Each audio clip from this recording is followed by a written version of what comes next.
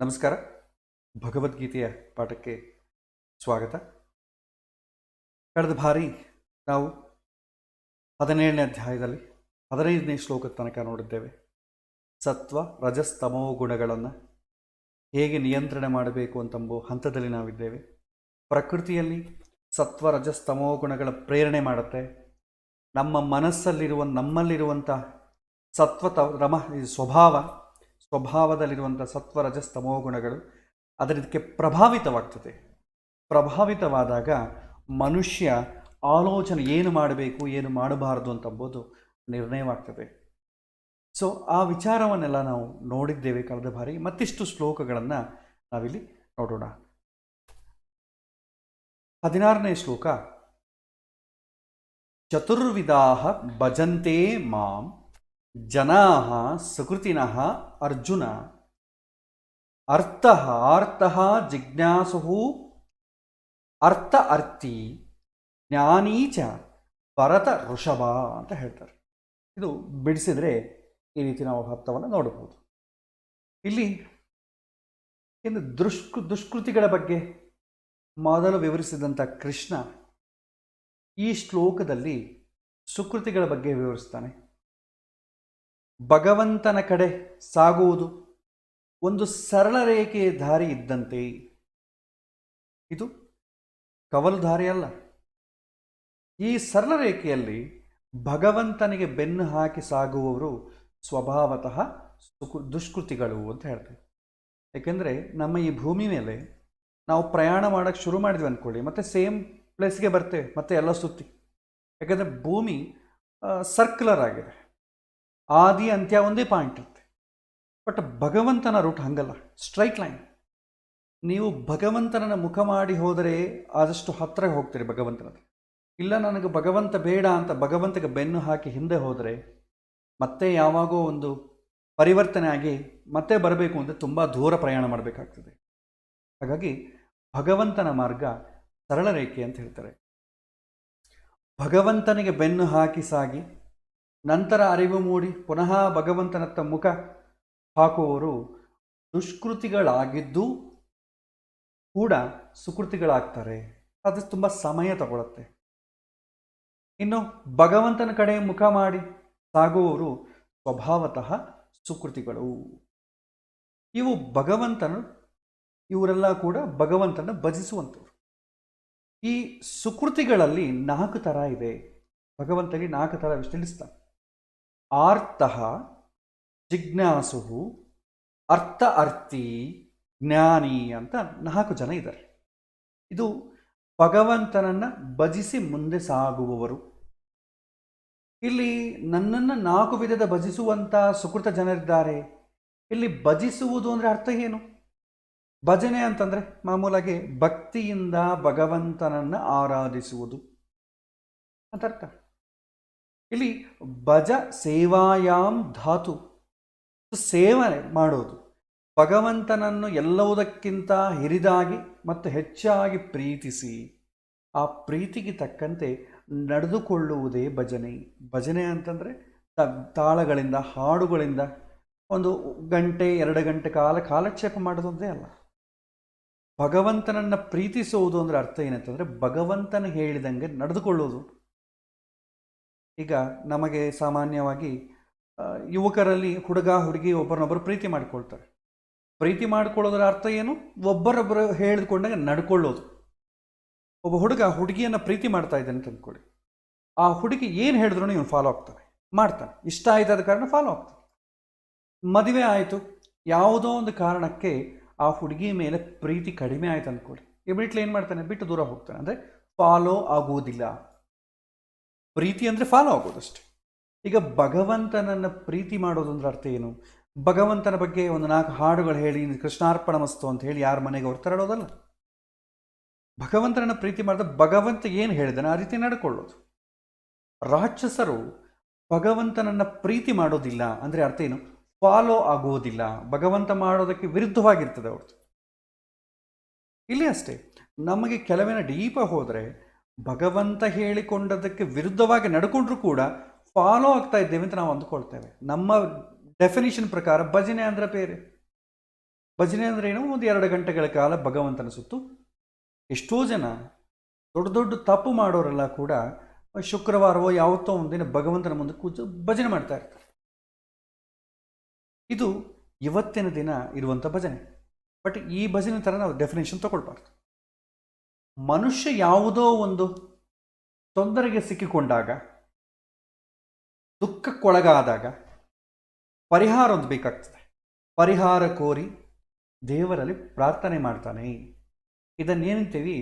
ಆರ್ತಃ ಅಂತೀವಿ, ಆರ್ತಭಕ್ತಿ ಅಂತೀವಿ, ಆರ್ತನಾದಗಳು ಅಂತ ಅಂತೀವಿ. ಕೆಲವು ತುಂಬ ಒದ್ದಾಡ್ತಾ ಇದ್ದಾಗೆ, ಈಗ ನಾವು ನೋಡ್ಬೋದು ಕರೋನಾಗೆ ಸಂಬಂಧಪಟ್ಟದ್ದು ನೋಡಿದ್ರೆ ಪಾಪ ಆಕ್ಸಿಜನ್ ಸಿಲಿಂಡರ್ ಇಲ್ಲ ಹಂಗೆ ಒದ್ದಾಡ್ತಾ ಇರೋರು ನೋಡ್ತಾ ಇದ್ದೇವೆ. ಅವರನ್ನು ಬಂಧು ಬಳಗ ಹೇಗೆ ನರಳಾಡ್ತಾ ಇದ್ದಾರೆ ನೋಡ್ತಾ ಇದ್ದೇವೆ.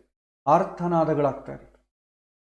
ಅಂದರೆ ಸಂಕಟ ಬಂದಾಗ ವೆಂಕಟರಮಣ, ಇದು ಕೂಡ ಭಕ್ತಿಯೇ. ಇವರು ಕೂಡ ಭಜನೆ ಮಾಡ್ತಾರೆ. ಈ ಭಕ್ತಿಯಲ್ಲಿ ಅತ್ಯಂತ ಕೆಳಮಟ್ಟದಿಂದ ಅತ್ಯಂತ ಶ್ರೇಷ್ಠ ಮಟ್ಟವನ್ನು ಕಾಣಬಹುದು ಈ ಒಂದು ಭಕ್ತಿಯಲ್ಲಿ, ಆರ್ತಭಕ್ತಿ ಅಂತ. ಕಷ್ಟ ಬಂದಾಗ ದೇವರನ್ನು ಆರ್ತನಾಗಿ ಭಜಿಸಿ, ಸುಖ ಬಂದಾಗ ಸಂಪೂರ್ಣ ಮರೆತರೆ ಅದು ಅತ್ಯಂತ ಕೆಳಮಟ್ಟನ ಭಕ್ತಿ ಅಂತ ಹೇಳ್ತಾರೆ. ಅಂದರೆ ನಮಗೆ ಕಷ್ಟ ಬಂದಿದೆ, ಭಗವಂತನನ್ನ ಪ್ರಾರ್ಥನೆ ಮಾಡ್ತೇವೆ, ಎಲ್ಲೋ ಒಂದು ದೇವಸ್ಥಾನಕ್ಕೆ ಹೋಗ್ತೇವೆ, ಅಲ್ಲಿ ನೈವೇದ್ಯಕ್ಕೆ ಕೊಡ್ತೇವೆ, ಹುಂಡಿಯಲ್ಲಿ ಒಂದು ಸೇವೆ ಮಾಡ್ತೇವೆ, ಒಂದು ದಾನ ಧರ್ಮಾದಿಗಳು ಮಾಡಿಬಿಡ್ತೇವೆ. ಸುಖ ಬಂತೋ ಇದೆಲ್ಲ ಮರೆತು ಹೋಯಿತು. ಅದನ್ನು ಆರ್ತಭಕ್ತಿ, ಅವರೆಲ್ಲ ಆರ್ತಭಕ್ತಿಯಲ್ಲಿ ತುಂಬ ಕಡಿಮೆ ಕೇಟಗಿರಿಯಲ್ಲಿ ಬರ್ತಾರೆ, ಲೋಯೆಸ್ಟ್ ಕೇಟಗಿರಿ. ಅದೇ ಆರ್ತಭಕ್ತಿಯಲ್ಲಿ ಅತ್ಯಂತ ಶ್ರೇಷ್ಠ ಮಟ್ಟದ ಭಕ್ತಿಗೆ ಉತ್ತಮ ದೃಷ್ಟಾಂತ ಅಂದರೆ ದ್ರೌಪದಿ. ಸಭೆಯಲ್ಲಿ ಆಕೆಯ ಮಾನಭಂಗ ಪ್ರಸಂಗ ಎದುರಾದಾಗ ಕೂಡ ಆಕೆ ಕೃಷ್ಣನನ್ನು ಆರ್ತನಾದಿಂದ ಕೂಗಿ ಭಜಿಸ್ತಾಳೆ. ಇಲ್ಲಿ ದ್ರೌಪದಿ ಕೃಷ್ಣನನ್ನು ನಿರಂತರ ಭಜಿಸ್ತಾ ಇದ್ಲು ಎನ್ನುವ ವಿಷಯವನ್ನು ಮರಿಬಾರದು. ಮೊಸಳೆ ಕೂಡ ತನ್ನ ಕಾಲನ್ನು ಕಚ್ಚಿ ಹಿಡಿದಾಗ ಗಜೇಂದ್ರ ಮಾಡಿದ್ದು ಕೂಡ ಆರ್ತಭಕ್ತಿ. ಅಂದರೆ ಅವರು ನಿರಂತರ ಭಗವಂತನನ್ನು ಭಜಿಸಿದರೂ ಕೂಡ ಕೊನೆಗೆ ಕಷ್ಟ ಬಂದಾಗ ಆರ್ಥದಿಂದ ಭಗವಂತನನ್ನ ಪ್ರೀತಿ ಭಕ್ತಿಯಿಂದ ಸೇವೆ ಮಾಡ್ತಾರೆ, ಕೂಗ್ತಾರೆ. ಇದು ಆರ್ತಭಕ್ತಿಯಲ್ಲಿ ಅತ್ಯಂತ ಹೈಯೆಸ್ಟ್ ಶ್ರೇಷ್ಠವಾದಂಥ ಕೇಟಗಿರಿ. ಲೋಯೆಸ್ಟ್ ಅಂತಂದರೆ ನಾವು ಕಷ್ಟ ಬಂದಾಗ ಮಾತ್ರ ಭಗವಂತನನ್ನು ಪ್ರೇರಣೆ ಮಾಡ್ತೀವಿ. ಶ್ರೇಷ್ಠ ಅಂತಂದರೆ ಪ್ರತಿ ಸಲ ನಾವು ಪ್ರಾರ್ಥನೆ ಮಾಡ್ತಾ ಇರ್ತೇವೆ, ಕಷ್ಟ ಬಂದಾಗ ಇನ್ನು ಸ್ವಲ್ಪ ಜಾಸ್ತಿ ಮಾಡ್ತೇವೆ. ಇದನ್ನು ಆರ್ತಭಕ್ತಿ ಅಂತ ಹೇಳ್ತಾರೆ. ಆದರೆ ಆರ್ತಭಕ್ತಿಯಲ್ಲಿ ಒಂದು ಸಮಸ್ಯೆ ಇದೆ. ಸಾಮಾನ್ಯವಾಗಿ ನಮಗೆ ಸುಖ ಬಂದಾಗ ನಾವು ಭಗವಂತನನ್ನು ಮರೆತು ಬಿಡ್ತೇವೆ. ನಮ್ಮೆಲ್ಲ ಐಶ್ವರ್ಯ ಸಂಪತ್ತು ನಮ್ಮ ದುಡಿಮೆಯ ಫಲ ಅಂದುಕೊಳ್ತೇವೆ. ಆಗ ನಮಗೆ ದೇವರ ನೆನಪಿಗೆ ಬರುವುದಿಲ್ಲ. ಆದರೆ ಒಂದು ವೇಳೆ ಏನಾದರೂ ಸಮಸ್ಯೆ ಬಂತಂದ್ಕೊಳ್ಳಿ, ಮೊದಲು ನೆನಪಿಗೆ ಬರೋದು ಯಾರು ಅಂದರೆ ದೇವರು. ಎಂದೆಂದೋ ದೇವರು ಸುಖವನ್ನು ಯಾವಾಗೂ ಕೂಡ ಎಂದಿಗೂ ಕೂಡ ದೇವರು ನನಗೆ ಸುಖವನ್ನು ಯಾಕೆ ಕೊಟ್ಟ ಅಂತ ಯಾರೂ ಯೋಚಿಸೋದಿಲ್ಲ. ಕಷ್ಟ ಬಂದಾಗ ಮಾತ್ರ ದೇವರು ನನಗೆ ಯಾಕೆ ಈ ರೀತಿ ಮಾಡಿದ, ನಮಗೆ ಯಾಕೆ ಈ ತೊಂದರೆ ಕೊಟ್ಟ ಅಂತ ಹೇಳುವಂಥ ಜನ ಬಹಳ ಕಾಣ್ತೇವೆ. ಜ್ಯೋತಿಷ್ಯರನ್ನು ಕೇಳ್ತಾ ಇರ್ತಾರೆ ಭಾಳಷ್ಟು ಜನ, ಯಾಕೆ ನಮಗೆ ಯಾಕೆ ಕಷ್ಟ ಕಾಡ್ತವೆ, ನಮಗೆ ಬೇರೆ ಯಾರಿಗೂ ಇಲ್ವಲ್ಲ, ನಾವೇ ಸಿಕ್ಕಿದ್ದೀವ ಅಂತ ಕೇಳೋರು ಇದ್ದಾರೆ. ಆದರೆ ಸುಖ ಬಂದಾಗ ಭಗವಂತ ಬೇಕಾದಷ್ಟು ಕೊಟ್ಟಿರ್ತಾನೆ. ಯಾಕೆ ನನಗೆ ಯಾಕೆ ಕೊಟ್ಟಿದ್ದಾನೆ ಭಗವಂತ, ಉಳಿದವ್ರಿಗೆ ಯಾಕೆ ಕೊಟ್ಟಿಲ್ಲ? ನಮ್ಮ ದೇಶದಲ್ಲಿ ಎಷ್ಟೋ ಜನ ನರಳಾಡ್ತಾ ಇದ್ದಾರೆ, ಅವರನ್ನು ಹಿಡಿಸ್ಕೊಳ್ಳಾರ್ದೆ ನನಗೆ ಯಾಕೆ ಕೊಟ್ಟ ಅಂತ ಯಾರೂ ಪ್ರಶ್ನೆ ಮಾಡಲ್ಲ. ಸಾಮಾನ್ಯವಾಗಿ ಜನರು ಸಂಕಟ ಬಂದಾಗ ಮೊದಲು ಜ್ಯೋತಿಷ್ಯಗಳ ಕಡೆ ಹೋಗ್ತಾರೆ. ಜ್ಯೋತಿಷ್ಯಗಳೇನು ಮಾಡ್ತಾರೆ? ಒಂದು ಪರಿಹಾರ ಮಾರ್ಗವನ್ನು ಸೂಚನೆ ಮಾಡ್ತಾರೆ. ಅಯ್ಯೋ ನವಗ್ರಹ ಪೂಜೆ ಮಾಡಿರಪ್ಪ, ಏನೋ ಒಂದು ನಾಗ ಪ್ರತಿಷ್ಠೆ ಮಾಡಿ, ಗಣಪತಿ ಪೂಜೆ ಮಾಡಿ, ದೇವಿ ಆರಾಧನೆ ಮಾಡಿ, ಈ ಥರ ಎಷ್ಟೋ ಪೂಜೆ ಹೇಳ್ತಾ ಇರ್ತಾರೆ. ಇಲ್ಲಿ ಕೇವಲ ಶಾಸ್ತ್ರಜ್ಞಾನವಿಲ್ಲದ ಮತ್ತು ಅಧ್ಯಾತ್ಮದ ಅರಿವಿಲ್ಲದ ಸಾಮಾನ್ಯ ಜ್ಯೋತಿಷಿಗಳು ಜನರಿಗೆ ಸರಿಯಾದ ಮಾರ್ಗದರ್ಶನ ಮಾಡದೆ ತಪ್ಪು ಮಾರ್ಗ ತೋರಿಸುವಂಥ ಸಾಧ್ಯತೆ ಹೆಚ್ಚು. ನಾವು ಕಾಣ್ತಾ ಇದ್ದೇವೆ ದಿನ, ನೀವು ಈ ಟಿ ವಿಯಲ್ಲಿ ನೋಡ್ರೆ ಅದೇ. ಯಾಕಂದರೆ ಯಾವ ಪರಿಹಾರ ಹೇಳದಿಲ್ಲದಂಥ ಜ್ಯೋತಿಷ್ಯರ್ತ್ರಿ ಯಾರು ಹೋಗೋದಿಲ್ಲ. ಪರಿಹಾರ ಹೇಳಬೇಕು, ಪರಿಹಾರ ಆಗುತ್ತೋ ಇಲ್ಲೋ ಬೇರೆ ವಿಚಾರ, ಅದು ಮತ್ತೆ ನೋಡಿಕೊಳ್ಳೋಣ. ಆದರೆ ಪರಿಹಾರ ಹೇಳ್ತಾನೆ. ಆದರೆ ಮತ್ತೆ ಅವ್ರದ್ದು ಸಕ್ಸಸ್ ರೇಟ್ ಎಷ್ಟಿದೆ ಹೇಳಬೇಕು. 4-5 ಜನ ಇಲ್ಲ ರೀ, ನಾವು ಅವ್ರ ಹತ್ರ ಹೋಗಿದ್ದೀವಿ ರೀ, ಅವ್ರು ಕರೆಕ್ಟಾಗಿ ಹೇಳಿದ್ರು, ಕರೆಕ್ಟಾಗಿ ಹಾಗೆ ಮಾಡಿದ್ವಿ, ಆಗೋಯ್ತು. ಅವ್ರು ಇಂತಿಂಥ ದೇವಸ್ಥಾನಕ್ಕೆ ಹೋಗು ಅಂದರು, ಅಲ್ಲೊಂದಿನ ಸೇವೆ ಮಾಡೋದ್ರು, ಸೇವೆ ಮಾಡಿ ಬಂದ್ವಿ, ನಮ್ಮ ಮಗಳಿಗೆ ಒಳ್ಳೆ ಸಂಬಂಧ ಸಿಕ್ತು, ಮದುವೆ ಮಾಡಿಬಿಟ್ಟು. ಇದನ್ನು 4-5 ಜನಕ್ಕೆ ಹೇಳ್ಕೊಡ್ತಾರೆ. ಎಲ್ಲರಿಗೂ ಆಸೆ ಹುಡ್ತದೆ, ಓ ಅದೇನೋ ಅಲ್ಲಿ ಒಂದು ಪವರ್ ಇದೆ, ಆ ದೇವರಿಗೆ ಒಂದು ಪವರ್ ಇದೆ. ಸೊ ಅಲ್ಲಿ ಹೋಗಿ ನಾವು ಮಾಡೋಣ ಪ್ರಾರ್ಥನೆ. ಈ ರೀತಿ ಏನಾಗುತ್ತೆ, ಗುಡಿ ಅತ್ಯಂತ ಪ್ರಸಿದ್ಧ ಇಲ್ಲದಂಥ ಗುಡಿಗಳಿಗೆ ಕೂಡ ಇವತ್ತಿನ ದಿನ ಬೇಕಾದಷ್ಟು ಜನ ತುಂಬಿ ಹೋಗಿದ್ದಾರೆ. ಎಲ್ಲೋ ಪಾಪ ಊರು ಹೊರಗೆ ಒಂದು ಗುಡಿ ಇರುತ್ತೆ, ಅದಕ್ಕೆ ಪಾಪ ದಿನನಿತ್ಯ ನೈವೇದ್ಯಗಳಿಗೆ ಕೂಡ ತುಂಬ ಕಷ್ಟವಾಗಿರುತ್ತೆ. ಸೊ ಯಾವೊಬ್ಬನು ಬಂದು ನೋಡ್ತಾನೆ, ಸೊ ನಾನು ಇಂತಿಂಥ ಕಡೆ ನೋಡಿದೆ ಅಂತೇಳಿ ಗೂಗಲ್ ಲೊಕೇಶನ್ ಸಹಿತವಾಗಿ ಒಂದು ಪೋಸ್ಟನ್ನು ಮಾಡ್ತಾನೆ. ನಾನು ಇಂತಿಂಥ ಕಷ್ಟದಲ್ಲಿದ್ದೆ, ಒಂದು ಸಲ ಆ ದೇವ್ರ ಗುಡಿಗೆ ಹೋದೆ, ನನ್ನ ಜೀವನ ಹಿಂಗೆ ಆಡಿತ್ತು. ಏನು ಮಾಡ್ತಾರೆ, ಇಮಿಡಿಯೇಟ್ಲಿ ಕ್ಯೂ ಆಯಿತು. ಅಲ್ಲಿ ಆ ಗುಡಿಗೆ ದೇವಸ್ಥಾನಕ್ಕೆ ಕ್ಯೂ ಸ್ಟಾರ್ಟ್ ಆಗ್ತದೆ, ಅದಕ್ಕೊಂದು ಹುಂಡಿ ಸ್ಟಾರ್ಟ್ ಆಗ್ತದೆ. ಅದಕ್ಕೆ ಆ ಊರಲ್ಲಿ ಯಾವುದಕ್ಕೂ ಇಷ್ಟಕ್ಕೆ ಮುಂಚೆ ಏನಾದರೂ ಕೂಡ ಹಿಡಿಸಿಕೊಳ್ಳದಂಥ ದೊಡ್ಡವರೆಲ್ಲ ಕೂಡ ಧರ್ಮಕರ್ತರಾಗಿ ಬಂದು ಕೂಡ್ತಾರೆ. ಇದೆಲ್ಲ ನಾವು ನೋಡ್ತಾನೆ ಇದ್ದೆ. ಅಸಲು ಯಾರೂ ಹೋಗ್ಲದಂಥ ಗುಡಿಗೆ ಅಸಲು ಅರ್ಚಕನೊಬ್ಬನೇ ಇರ್ತಾನೆ, ಪಾಪ ಅವನೊಬ್ಬನೇ ಕಷ್ಟಪಡ್ತಾ ಇರ್ತಾನೆ. ಆದರೆ ಗುಡಿ ತುಂಬ ಪ್ರಸಿದ್ಧ ಆಯಿತು, ದುಡ್ಡು ಬರೋದು ಶುರು ಆಯ್ತಂದರೆ ಎಲ್ಲರೂ ಅದಕ್ಕೆ ಧರ್ಮಾಧಿಕಾರಿಗಳಾಗ್ಬಿಡ್ತಾರೆ. ಸೊ ಕೆಲವರು ಏನು ಮಾಡ್ತಾರೆ, ಜ್ಯೋತಿಷಿಗಳೇನು ಮಾಡ್ತಾರೆ, ಶಾಸ್ತ್ರಜ್ಞಾನ ಇಲ್ಲದೆ ಮಿಸ್ಲೀಡ್ ಮಾಡಲಿಕ್ಕೆ ಅವಕಾಶ ಇದೆ. ನೀನು ವಿಷ್ಣು ಪೂಜೆ ಮಾಡಿದ್ದರಿಂದ ದೇವಿ ಕೋಪಗೊಂಡಿದ್ದಾಳೆ, ಸೊ ನೀನು ಆ ದೇವರನ್ನು ಪೂಜೆ ಮಾಡಬಾರ್ದು, ನೀನು ಈ ದೇವ್ರನ್ನೇ ಪೂಜೆ ಮಾಡಬೇಕು. ಭಾಳ ಜನ ಕೇಳಿದೆ, ನಿನ್ನ ಜಾತಕ ಪ್ರಕಾರ ನೀನು ವಿಷ್ಣು ಪೂಜೆಯೇ ಮಾಡಬೇಕು, ನೀನು ಶಿವಪೂಜೆ ಮಾಡಿದ್ದರಿಂದ ನನಗೆ ಈ ದೋಷ ಬಂದಿದೆ. ಸೊ ದೇವರುಗಳಿಗೆ ಫಿಕ್ಸಿಂಗ್ ಮಾಡುವಂಥ ಸ್ಥಿತಿ ಆಗಿಬಿಟ್ಟಿದೆ ಇವತ್ತಿನ ದಿನ. ಇಂಥ ಅಸಂಬದ್ಧ ಹೇಳಿಕೆಗಳನ್ನು ಕೊಟ್ಟು ಜನರನ್ನು ದಾರಿ ತಪ್ಪಿಸುವಂಥ ಪ್ರಸಂಗ ಈ ಆರ್ತಭಕ್ತಿಯಲ್ಲಿ ಬರುತ್ತೆ. ಏಕೆಂತಂದರೆ ಇಲ್ಲಿ ಜ್ಞಾನ ಅಂತಂಬೋದು ಇರೋದಿಲ್ಲ, ಮೇನ್ ಪ್ರಯಾರಿಟಿ ಅಲ್ಲ. ಸಂಕಟ ಬಂದಾಗ ವೆಂಕಟರಮಣ, ಅದು ಯಾರಾಗಲಿ, ದ್ರೌಪದಿ ಆಗ್ಬೋದು, ಗಜೇಂದ್ರ ಆಗ್ಬೋದು, ಮಾಮೂಲಾಗಿ ಭಕ್ತಿ ಇದೆ. ಆದರೆ ಕಷ್ಟ ಬಂದಾಗ ಏನಾಗುತ್ತೆ, ಇನ್ನಿಷ್ಟು ಜಾಸ್ತಿ ಪ್ರಾರ್ಥನೆ ಮಾಡ್ತಾರೆ. ಸೊ ಈಗ ಈ ರೀತಿ ಸಮಸ್ಯೆಗೊಳಗಾಗುವಂಥ, ಮಿಸ್ಲೀಡ್ ಮಾಡುವಂಥ ಅವಕಾಶ ಇದೆ. ಇದರಿಂದಾಗಿ ಭಗವಂತನನ್ನು ಪ್ರೀತಿಸುವ ಬದಲು ಭಯದಿಂದ, ದೇವರಿಂದ ನನಗೆ ಯಾವ ತೊಂದರೆಯೂ ಆಗದೇ ಇರಲಿ ನಾವು ಪ್ರಯತ್ನ ಮಾಡೋದೇ. ಮೇಲಕ್ಕೆ ಹೇಳೋದು ಬೇರೆ, ದೇವರೇ ನನಗೇನು ಕಷ್ಟ ಕೊಡಬೇಡ, ಅಯ್ಯೋ ಇವತ್ತು ಗುಡಿಗೆ ಹೋಗಿ ನಾನು ನಮ್ಮ ತಾಯಿ ಹರಿಸ್ಕೊಂಡ್ಬಿಟ್ಟಿದ್ದಾಳೆ, ಅಯ್ಯೋ ಹೋಗಿ ಬಂದ್ಬಿಡೋಣ, ಹರಿಸ್ಕೊಂಡಿದ್ದು ಮಾಡಿದ್ರೆ ಭಗವಂತ ಎಲ್ಲಿ ನಮ್ಮ ಬೆನ್ನತ್ತಿದ್ರೆ ನಾವೇನು ಮಾಡೋಣ. ಸೊ ದೇವರೇ ನಿನ್ನಿಂದನೇ ನಮಗೆ ಕಷ್ಟ ಆಗಿದೆ, ನೀನು ಕಷ್ಟ ಕೊಡಬಾರ್ದು ಅಂದರೆ ನಾನು ನಿಮ್ಗೇನು ಮಾಡಬೇಕು, ಆ ರೀತಿ ಭಯದ ಸ್ಥಿತಿಗೆ ಬಂದ್ಬಿಟ್ಟಿದೆ. ಇದನ್ನು ಆರ್ತಭಕ್ತಿಯಲ್ಲಿ ಆಗುವಂಥ ಅನಾಹುತ. ಪ್ರೀತಿ ಹೊಟ್ಟೋಗುತ್ತೆ. ನಮಗೆ ಯಾವುದೋ ಕಷ್ಟ ಬಂದಾಗ ಭಗವಂತನ ಹಿಡ್ಕೊಳ್ತೇವೆ, ಅಯ್ಯೋ ನಾನು ದೇವ್ರ ಗುಡಿಗೆ ಹೋಗಿಲ್ಲ, ದೇವ್ರನ್ನ ಮರೆತು ಬಿಟ್ಟಿದ್ದೆ, ಹಾಗಾಗಿ ದೇವರು ನನಗೆ ಕಾಟ ಕೊಡ್ತಿದ್ದಾನೆ. ಜ್ಯೋತಿಷಗಳು ಅದೇ ಹೇಳ್ತಾರೆ, ನೀವು ನಿಮ್ಮ ಮನೆ ದೇವರನ್ನು ಮರೆತು ಬಿಟ್ಟಿದ್ದೀರಾ. ಎಷ್ಟೊಂದು ನೀವೇ ಡೈಲಾಗ್ಗಳು ಕೇಳ್ಬೋದು. ದೇವರು ನಮ್ಮ ಮನುಷ್ಯರ ಥರ ರಿವೆಂಜ್ ತೊಗೊಂಡ್ರೆ ನಾವು ದೇವರು ಅಂತ ಯಾಕೆ ಅಕ್ಸೆಪ್ಟ್ ಮಾಡ್ತೇವೆ? ದೇವರಿಗೆ ಕೂಡ ಮನುಷ್ಯ ಲಕ್ಷಣಗಳಿದೆ ಅಂತ ಅರ್ಥ ಆಗ್ತದೆ ಅವಾಗ. ದೇವರಿಗೆ ಅಂದರೆ ದೇವರು ಅಂತ ನಾವು ಯಾವಾಗ ಸ್ಟ್ಯಾಂಡರ್ಡ್ ತೊಗೊಳ್ತೇವೆ? ನಮ್ಮ ಥರ ಅಲ್ಲ, ಮನುಷ್ಯನ ಗುಣಗಳು ಇರೋದಿಲ್ಲ, ದೈವಿ ಗುಣಗಳು ಜಾಸ್ತಿ ಇರುತ್ತೆ. ದೇವತೆಗಳಿಗಾಗಲಿ ಯಾರಿಗಾಗಲಿ ದೈವಿ ಗುಣಗಳಿರ್ತದೆ. ದೈವಿ ಗುಣಗಳು ಅಂದರೆ ಏನು?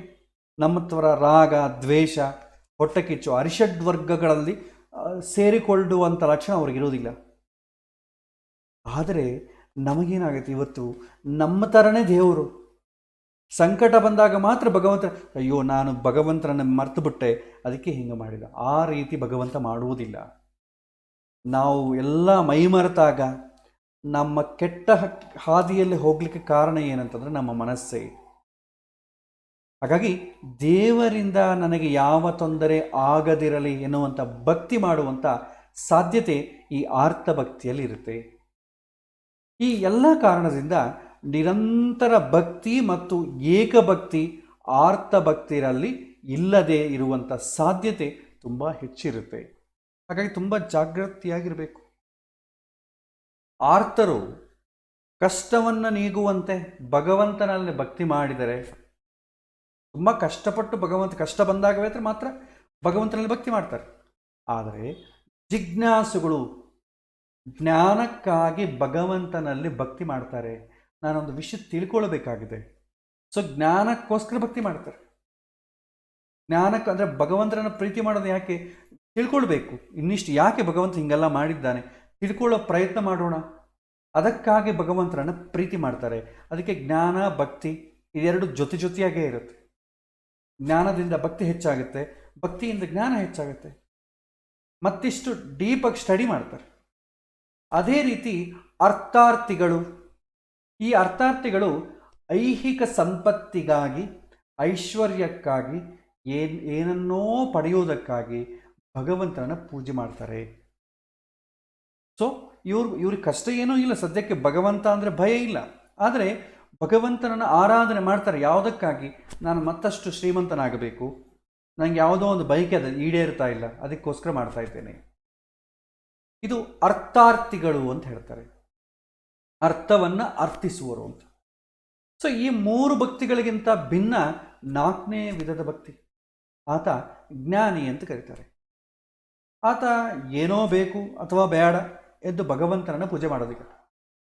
ಬದಲಿಗೆ ಭಗವಂತನನ್ನ ಮಹಿಮೆಯನ್ನು ಸಂಪೂರ್ಣವಾಗಿ ತಿಳಿದು ಆತ ಸಹಜವಾಗಿ ಭಗವಂತನನ್ನು ಅನನ್ಯವಾಗಿ ಪ್ರೀತಿಸ್ತಾರೆ. ಈತನಲ್ಲಿ ಏಕಭಕ್ತಿ ಮತ್ತು ನಿರಂತರ ಭಕ್ತಿ ಇರ್ತದೆ. ಯಾವುದೇ ಐಹಿಕ ಫಲಾಪೇಕ್ಷೆಯಿಂದ ಈತ ಭಗವಂತನನ್ನು ಭಜಿಸುವುದಿಲ್ಲ.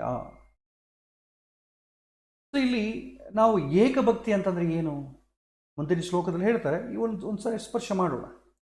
ಏಕಭಕ್ತಿ ಅಂತಂದ್ರೆ ಏನು ಅಂತಂದ್ರೆ ಸ್ಪಷ್ಟವಾಗಿ ತಿಳಿದಿರಬೇಕು.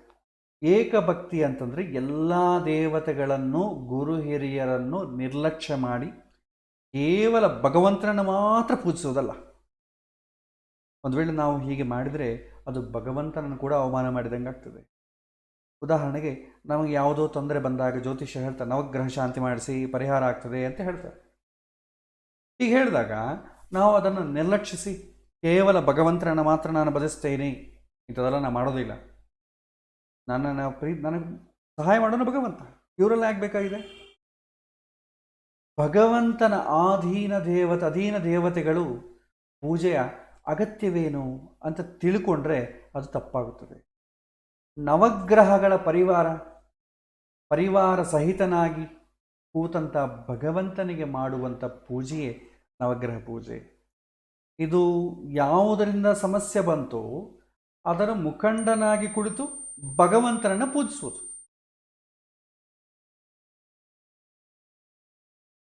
ಒಂದು ನಿಮಿಷ, ದಯವಿಟ್ಟು ಅನ್ಮ್ಯೂಟ್ ಮಾಡಬೇಡಿ. ಇಲ್ಲಿ ಭಗವಂತನ ಸಮಸ್ತ ಪರಿವಾರದ ವೈಭವವನ್ನು ನೆನೆಸಿಕೊಂಡು ಯಾವುದೇ ಪೂಜೆ ಮಾಡಿದರೂ ಅದು ಶ್ರೇಷ್ಠವಾದ ಪೂಜೆ ಎನಿಸ್ಕೊಳ್ತದೆ. ಸಮಸ್ತ ದೇವತೆಗಳ ಸಹಿತನಾಗಿ ಭಗವಂತನ ಉಪಾಸನೆಯೇ ಏಕಭಕ್ತಿ. ಎಲ್ಲರ ಜೊತೆ ಭಗವಂತನ ಪರಿವಾರವೇ ಎಲ್ಲ, ಅವರನ್ನು ಪ್ರೀತಿಸ್ತಾ ಭಗವಂತನ ಪ್ರೀತಿಸ್ಬೇಕು. ಎಲ್ಲ ದೇವರು ಒಬ್ಬನೇ ಅಂತ ತಿಳಿದು ನಾವು ಪೂಜೆ ಮಾಡೋದು. ದೇವರ ಒಬ್ಬನೇ, ಮಿಗತಾವರೆಲ್ಲ ದೇವರಲ್ಲ, ಅವ್ರಿಗೆ ಪೂಜೆ ಮಾಡೋದಿಲ್ಲ ಅಂತ. ಪ್ರೀತಿ ಮಾಡಬೇಕಾದ್ದು ಭಗವಂತನೇ, ಆದರೆ ಈ ಪರಿವಾರವನ್ನು ಕೂಡ ನಾವು ದೃಷ್ಟಿಯಲ್ಲಿ ಇಟ್ಕೊಳ್ಬೇಕು. ಭಗವಂತ ಏಕಾಕಿ ಅಲ್ಲ, ಆತ ಅನಂತ ಪ್ರಜಾಪತಿ. ಆದ್ದರಿಂದ ಭಗವಂತನನ್ನು ಪ್ರಧಾನವಾಗಿಟ್ಕೊಂಡು ಇತರ ದೇವತೆಗಳನ್ನು ಭಗವಂತನ ಪರಿವಾರವಾಗಿ ತಿಳಿದು ನಿಷ್ಠೆಯಿಂದ ಪೂಜಿಸಬೇಕು ಅಂತ ಹೇಳ್ತಾರೆ. ಇದು ದೇವರನ್ನು ಸೇರಲು ನಮಗೆ ಮಾರ್ಗದರ್ಶನ ಮಾಡುವಂಥ ದೇವತೆಗಳು ಇಷ್ಟಪಡುವಂಥ ಅತಿಶ್ರೇಷ್ಠ ಭಕ್ತಿ.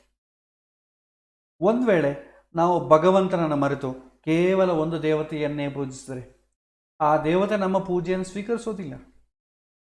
ಪೂಜೆ ಪರಿಪೂರ್ಣ ಆಗಬೇಕಾದ್ರೆ ನಾವು ಏಕಭಕ್ತಿಯನ್ನು ಭಗವಂತದಲ್ಲಿ ತೋರಬೇಕು ಅಂತ ಹೇಳ್ತಾರೆ. ಗುರುಭಕ್ತಿ ಕೂಡ ಇದೇ ರೀತಿ. ಗುರು ಭಕ್ತಿಯಲ್ಲಿ ನಾವು ಕಾಣಬೇಕಾಗಿರೋದು ಗುರುವಿನ ಅಂತರಂಗದಲ್ಲಿರುವಂಥ ಭಗವಂತನನ್ನು. ಜ್ಞಾನಿ ಎಲ್ಲದರಲ್ಲೂ ಕೂಡ ಅದರ ಅಂತರ್ಯಾಮಿಯಾದಂಥ ಭಗವಂತನನ್ನು ಕಾಣ್ತಾ ಐಹಿಕ ಫಲಾಪೇಕ್ಷೆ ಇಲ್ಲದಂಥ ಏಕಭಕ್ತಿ ಮತ್ತು ನಿರಂತರ ಭಕ್ತಿಯನ್ನು ರೂಢಿಸಿಕೊಂಡಿರ್ತಾನೆ. ನಾವು ಗುರುಗಳನ್ನು ನೋಡ್ತೇವೆ, ನಮಗೆ ಮಠಾಧೀಶರು, ಗುರುಗಳು, ಸ್ವಾಮಿಗಳು, ಅವರಲ್ಲಿ ನಾವು ಕಾಣಬೇಕಾದ ಕೂಡ ಅವರ ಅಂತರ್ಯಾಮಿಯಾದಂಥ ಭಗವಂತ. ಅವರಲ್ಲಿ ಭಕ್ತಿಯನ್ನು ಮಾಡಿ, ಅವರನ್ನೇ ಕೂಡ ಸೇವೆ ಮಾಡಿ, ಅವರಲ್ಲಿರುವಂಥ ಭಗವಂತನನ್ನು ನೋಡಬೇಕು. ನಾವು ಸ್ವಾಮಿಗಳನ್ನು ನಿರ್ಲಕ್ಷ್ಯ ಮಾಡಿ ಭಗವಂತನನ್ನು ನೋಡಿದರು, ಇಲ್ಲ ಭಗವಂತನನ್ನು ನಿರ್ಲಕ್ಷ್ಯ ಮಾಡಿ ಗುರುಗಳೇ ದೇವರಂತೂ ಮಾಡಿದ್ರು, ಎರಡೂ ಶ್ರೇಷ್ಠ ಆಗುವುದಿಲ್ಲ. ಈಗ ಗುರುಗಳೇ ಸರ್ವಸ್ವ ಅಂತಂದರೆ ಅದು ಗುರುಗಳು ಕೂಡ ಇಷ್ಟಪಡೋದಿಲ್ಲ. ಹಾಗಾಗಿ ಗುರುಗಳಲ್ಲಿ ನಾವು ಪ್ರೀತಿ ಭಕ್ತಿ ಮಾಡೋದು ಅಂತಂದರೆ ಅವರ ಅಂತರ್ಯಾಮಿಯಾದಂಥ ಭಗವಂತನಿಗೆ, ಅವರಲ್ಲಿರುವಂಥ ದೇವರಿಗೆ ನಾನು ಸೇವೆ ಮಾಡ್ತಾ ಇದ್ದೇನೆ, ಅವರಿಗೆಲ್ಲ ಈ ರೀತಿಯ ಮನೋಭಾವದಿಂದ ಮುಂದುವರಿಬೇಕಾಗ್ತದೆ. ಆಮೇಲೆ ಮತ್ತೊಂದು ಶ್ಲೋಕ, ತೇಷಾಂ ಜ್ಞಾನಿ ನಿತ್ಯಯುಕ್ತ ಏಕಭಕ್ತಿ ವಿಶಿಷ್ಯತೆ ಪ್ರಿಯ ಹಿ ಜ್ಞಾನಿನಃ ಅತ್ಯರ್ಥಂ ಅಹಂ ಸಹ ಚ ಮಮ ಪ್ರಿಯ ಅಂತ ಹೇಳ್ತಾರೆ. ಅಂದರೆ ಮೇಲೆ ಹೇಳಿದಂಥ 4 ರೀತಿಯ ಭಕ್ತರಲ್ಲಿ ಆರ್ತಿಗಳು, ಆರ್ತಭಕ್ತರು, ಜ್ಞಾನಿಗಳು, ಅರ್ಥಾರ್ಥಿಗಳು, ಈ ರೀತಿ ಜಿಜ್ಞಾಸುಗಳು, ಈ 4 ಶ್ರೇಷ್ಠರಾದಂಥ ರೀತಿಯ ಭಕ್ತರಲ್ಲಿ ಜ್ಞಾನಿ ಎಲ್ಲದಕ್ಕಿಂತ ಶ್ರೇಷ್ಠ ಅಂತ ಭಗವಂತ ಹೇಳ್ತಾನೆ. ಆತ ಜ್ಞಾನಪೂರ್ವಕವಾಗಿ ಯಾವುದೇ ಫಲಾಪೇಕ್ಷೆ ಇಲ್ಲದೆ ಭಗವಂತನ ತಿಳಿದು ಸಹಜವಾಗಿ ಪ್ರೀತಿ ಮಾಡ್ತಾನೆ. ಸೊ ಹಿಂದಿನ ಅಧ್ಯಾಯಗಳಲ್ಲಿ ನೋಡಿದಂತೆ ನಾವು ಏನನ್ನು ಮಾಡ್ತೀವೋ ಅದನ್ನೇ ಪಡಿತೇವೆ. ಭಗವಂತನನ್ನು ಹೇಗೆ ಕಾಣ್ತೀವೋ ಹಾಗೆಯೇ ಭಗವಂತ ನಮ್ಮನ್ನು ಕಾಣ್ತಾನೆ. ಈ ಕಾರಣದಿಂದ ಜ್ಞಾನಪೂರ್ವಕವಾದ ಫಲಾಪೇಕ್ಷೆ ಇಲ್ಲದಂಥ ಏಕಭಕ್ತಿಯುಳ್ಳಂಥ ಜ್ಞಾನಿ ಭಗವಂತನಿಗೆ ಅತ್ಯಂತ ಪ್ರೀತಿಪಾತ್ರನಾದವನು, ಬಹಳ ಹತ್ತಿರದಲ್ಲಿರ್ತಾನೆ ಅಂತ ಹೇಳ್ತಾನೆ ಭಗವಂತ. ಮತ್ತೊಂದು ಶ್ಲೋಕ, ಉದಾರಾಹ ಸರ್ವೇ ಏವ ಏತೆ ಜ್ಞಾನೀತು ಆತ್ಮ ಏವ ಮೇ ಮತಂ ಆಸ್ಥಿತಃ ಸಹ ಹಿ ಯುಕ್ತಾತ್ಮ ಮಾಂ ಏವ ಅನುತ್ತಮಾಂ ಗತಿಂ ಅಂತ ಹೇಳ್ತಾರೆ. ಕೃಷ್ಣ ಹೇಳ್ತಾನೆ, ಭಕ್ತಿ ಮಾರ್ಗದಲ್ಲಿ ನಡೆಯುವಂಥ ಈ ಎಲ್ಲ ರೀತಿಯ ಸುಕೃತಿಗಳು ಕೂಡ ಉತ್ತಮರೇ. ಅರ್ಥಾರ್ಥಿಗಳಾಗ್ಬೋದು, ಜಿಜ್ಞಾಸುಗಳಾಗಬಹುದು, ಆಮೇಲೆ ಆರ್ತಿಗಳಾಗಬಹುದು, ಆರ್ತಭಕ್ತರಾಗಬಹುದು, ಜ್ಞಾನಿಗಳಾಗಬಹುದು. ಇವರೆಲ್ಲರೂ ಕೂಡ ಉತ್ತಮರೇ. ಆದರೆ ಜ್ಞಾನಿ ಮಾತ್ರ ನನಗೆ ತುಂಬ ಹತ್ತಿರದವನು ಮತ್ತು ಆತ್ಮೀಯನಾದವನು ಅಂತ ಭಗವಂತ ಹೇಳ್ತಾರೆ. ಏಕೆಂತಂದರೆ ನಮಗೆ ತಿಳಿದಂತೆ ಜ್ಞಾನವಿಲ್ಲದ ಭಕ್ತಿ ಪೂರ್ಣ ಭಕ್ತಿ ಆಗುವುದಿಲ್ಲ. ಸೊ ಜ್ಞಾನ ಇಲ್ಲದಂಥ ಭಕ್ತಿ ಏನಾಗ್ತದೆ? ಮೂಢ ಭಕ್ತಿ ಆಗ್ತದೆ. ಆ ಮೂಢ ಭಕ್ತಿ ತುಂಬ ಪ್ರಮಾದ ಹೇತುವಾಗ್ತದೆ. ಭಗವಂತನ ಮೇಲೆ ಪ್ರೀತಿ ತುಂಬ ಒಳ್ಳೆಯದು. ಭಗವಂತನ ಮೇಲೆ ಪ್ರೀತಿಯಿಂದಲೇ ನಾವು ನಿತ್ಯವೂ ಕೂಡ ಅರ್ಚನ, ನೈವೇದ್ಯ, ಅಭಿಷೇಕ, ದೀಪಾರಾಧನೆ ಇಂಥವೆಲ್ಲ ಮಾಡ್ತೇವೆ. ಅದರ ಹಿಂದೆ ಜ್ಞಾನ ಇರಬೇಕು. ಯಾಕೆ ಮಾಡ್ತಾ ಇದ್ದೇವೆ ತಿಳಿದು ಮಾಡಿಕೊಳ್ಳೋದು ತುಂಬ ಉತ್ತಮ. ಆದರೆ ನಾವು ತಿಳ್ಕೊಂಡ ಮೇಲೆ ಮಾಡಬೇಕು ಅಂತಂದರೆ ತುಂಬ ಸಮಯ ಆಗಿಬಿಡ್ತದೆ. ನಾವಿದೆಲ್ಲ ಅರ್ಥ ಆಗಿ, ಈ ವಾಂಗ್ಮಯ ಎಲ್ಲ ಅರ್ಥ ಆಗಿ ನಾವು ಮಾಡಬೇಕಾದ್ರೆ ನಮಗೆ ತುಂಬ ತಲೆ ಕೂದಲು ಬೆಳಗಾಗ್ಬಿಡ್ತದೆ. ಅದಕ್ಕೆ ನಮ್ಮ ಹಿರಿಯರು ಏನು ಮಾಡ್ತಾರೆ, ಫಸ್ಟ್ ಮಾಡ್ತಾ ಇರು, ಆಮೇಲೆ ತಿಳ್ಕೋ. ಅದಕ್ಕೆ ಏನು ಮಾಡ್ತೇವೆ, ಚಿಕ್ಕಂದಲ್ಲಿಂದ ನಾವು ಏನು ಮಾಡ್ತೇವೆ, ದೇವರ ಪೂಜೆಯನ್ನು ಮಾಡ್ತೇವೆ. ದೇವರು ಅಂತಂದರೆ ಒಂದು ನಮಸ್ಕಾರ ಹಾಕೋಣ, ಒಂದು ಮಂಗಳಾರತಿಯನ್ನು ಮಾಡೋಣ, ಅವರವರ ಸಾಂಪ್ರದಾಯಕ್ಕೆ ತಕ್ಕಂತೆ. ನಿಮಗೆ ಈ ದೇಶದಲ್ಲಿ ಯಾವ ದೇಶದಲ್ಲಾಗಲಿ ಅವರವರ ದೇವರನ್ನು ಹೇಗೆ ಪ್ರಾರ್ಥನೆ ಮಾಡಬೇಕು ಅಂತೇಳಿ ಅವರ ತಂದೆ ತಾಯಿಗಳು ಹೇಳಿಕೊಟ್ಟಿರ್ತಾರೆ. ಅದು ಸ್ವಲ್ಪ ಬುದ್ಧಿ ಬಂದಾಗ, ಬುದ್ಧಿ ಯಾವಾಗ ಬರೋ ಶುರುವಾಗುತ್ತೆ, 14 ವರ್ಷದ ನಂತರ ಬುದ್ಧಿ ಫಂಕ್ಷನಿಂಗ್ ಎಂಬುದು ಶುರುವಾಗ್ತದೆ.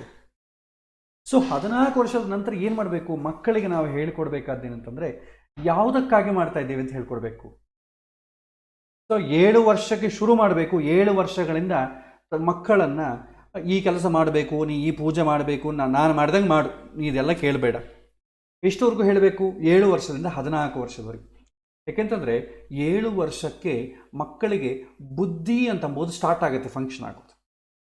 ಅದು ಸ್ಟಾರ್ಟ್ ಆಗಿ ಒಂದು ಪರಿಪೂರ್ಣವಾಗಿ ಬುದ್ಧಿ ನಿರ್ಮಾಣ ಆಗಲಿಕ್ಕೆ 14 ವರ್ಷ ಬೇಕು.